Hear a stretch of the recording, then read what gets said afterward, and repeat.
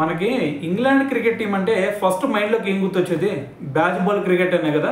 అయితే మరి ఈ బ్యాచ్ బాల్ క్రికెట్ స్టార్ట్ చేసినప్పటి నుంచి ఈ ఇంగ్లాండ్ మీద హైయెస్ట్ స్కోర్ చేసిన టీమ్స్ ఏమైనా ఉన్నాయా అంటే మనందరికి ఫస్ట్ గుర్తొచ్చేది పాకిస్తాన్ టీం. సో దాని తర్వాత చూసుకుంటే న్యూజిలాండ్ టీం.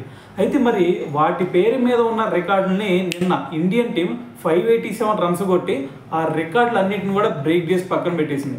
ఓకే భయ్య, మరి వాళ్ళు ఎంత స్కోర్ చేశారు అనేది కనుక నీకు తెలుసుకోవాలంటే దాని గురించే మాట్లాడదు.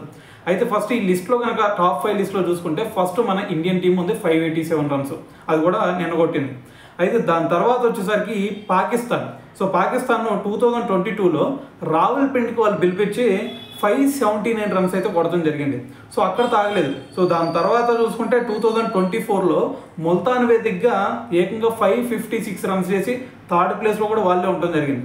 సో దాని తర్వాత ఫోర్త్ ప్లేస్లో వచ్చేసరికి న్యూజిలాండ్ టీం 2022లో నాటింగ్హామ్ వేదిక్గా 553 రన్స్ చేసింది. సో దాంతో ఫోర్త్ ప్లేస్ వాళ్ళు ఆక్యుపై చేశారు.